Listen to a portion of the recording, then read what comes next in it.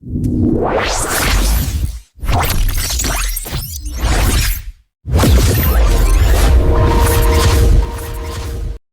Zuckerberg has enough money to buy a brand new Lamborghini every single day for the rest of his entire life and still have billions of dollars left over. So why does he choose to drive a Honda Fit? Well, according to him, it's safe, comfortable, and not too showy. The second car is a $1.4 million Pagani Huayra, S tier.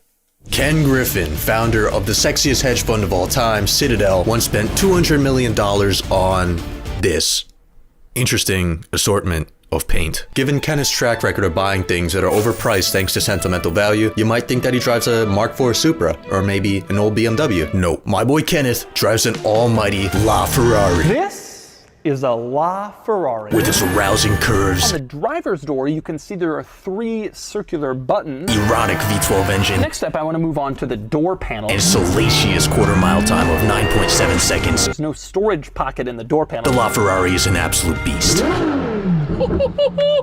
Ken Griffin seems like the type of guy that would buy a LaFerrari and just keep it in his garage because he's scared of depreciation, so A tier. Rihanna is worth $1.4 billion thanks to her music and cosmetic line, and her car collection is magical. She has multiple Porsches, an Aventador, a Maybach, a Chevy Suburban, and a legendary Mercedes SLR McLaren. Fun fact, this super rare car is also owned by former billionaire Kanye West. Hey, good morning, Kanye.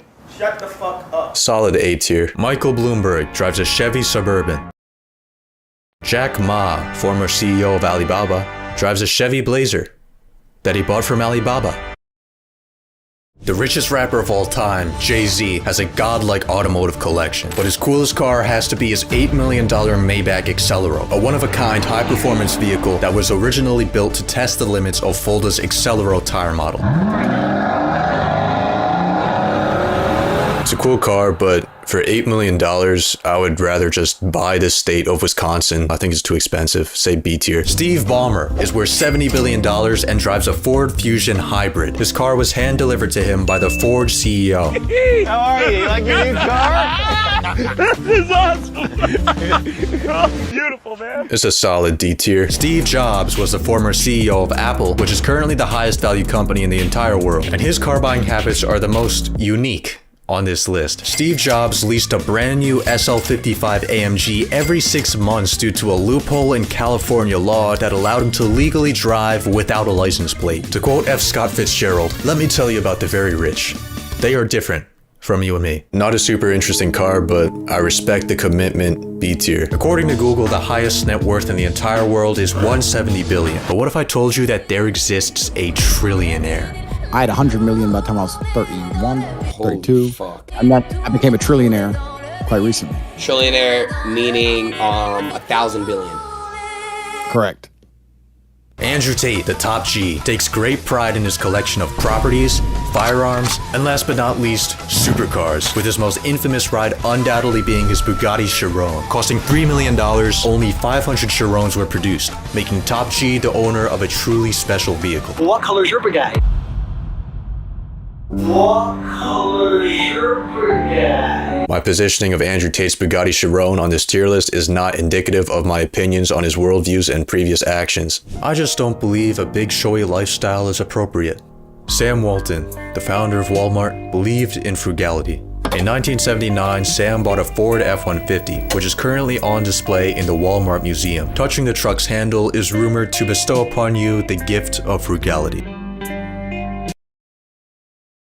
There's some decent lore behind this truck, so I'd say B tier. Larry Page is the co-founder of Google. He once said, "If you're not doing some things that are crazy, then you're doing the wrong things." This is a quote that he lives by, as having an $86 billion net worth and choosing to drive a Toyota Prius is indeed crazy. D tier. Kim Kardashian has a $3.8 million car collection. For Christmas in 2020, her former husband Kanye West bought her 5 Maybachs. I'm on a Maybach.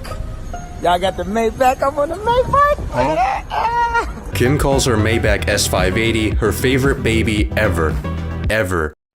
She also has an Urus with a Man Street wide body kit and one-off wheels. But her most universally loved car has to be her fabric-wrapped Lamborghini. Okay, you guys, my new ride is here. Look at this. This is like the cutest thing ever. Oh my God. Car enthusiasts were inspired and amazed at such a tasteful addition to the $200,000 car. Sam Bankman-Fried was the founder of FTX, the infamous crypto exchange that went absolutely bankrupt, and is the only person on this list who has become a millionaire twice. But let's focus on this version of Sam, when his net worth was $26 billion. He famously drove a Toyota Corolla, and everyone marveled at his humbleness and altruism. You trust the guy more when you see the car he drives. He's brilliant, and I trust him, and I like him. He doesn't even have window tints. The guy you see next to me is the most generous billionaire. Everyone except for the top G. When I know people with lots of money and they sit there and they want to drive an old Toyota Corolla, these people are always fucking weirdos. What color is your SEC violation?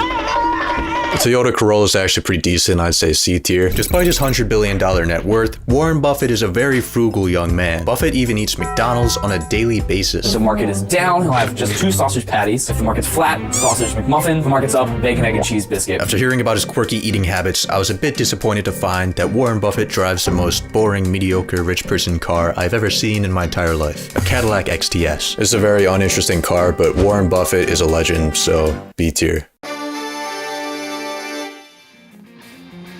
Hello, I'm Bill Gates, chairman of Microsoft. Bill Gates bought a Porsche Turbo in 1979, and a few speeding tickets later, he realized that he needed more power. So he bought a Porsche 959, the world's fastest street-legal production car of the time. It was one of the first high-performance cars with all-wheel drive and pulled 0 to 60 in 3.6 seconds. The 959 debuted for around $600,000. Now, they're 7 figures. William Henry Gates III gets a solid A tier. Rich person number 15 has driven a large variety of vehicles, from a Ford Model T to a modified BMW M5. But his most iconic ride was undoubtedly his $1 million ultra-rare McLaren F1. There are 62 McLarens in the world, and I will own one of them. Emphasis on the word was. One day, Elon was driving to an investor meeting for his little tech company PayPal. His co-founder, Peter Thiel, was in one of the passenger seats. While they were driving along the open Californian roads, Peter turned to Elon and said, "I'd like to see what this car can do." Then, in an act of ultimate badassery, Elon turned to Peter, said, "Watch this," and crashed into an embankment. This F1 is an amazing car and it has some extensive lore, so I'd say S tier. You yourself are worth somewhere in the vicinity of $9 or $10 billion today. I only say that because I've got a follow-up question. Okay. What's with the Honda? This is a perfectly good car. This clip made me love Jeff even without having met him. This just proves that materialistic things aren't necessarily needed to obtain happiness. It's nice to see billionaires that want to be normal people. You don't need a fancy house or a nice car. Jeffrey Preston Bezos once drove a 1997 Honda Accord. 20 years later, his car collection is now valued at over $20 million. Luxury and excess are generally frowned upon, but let's be honest, if you had all the money in the world, would you be driving an old Honda?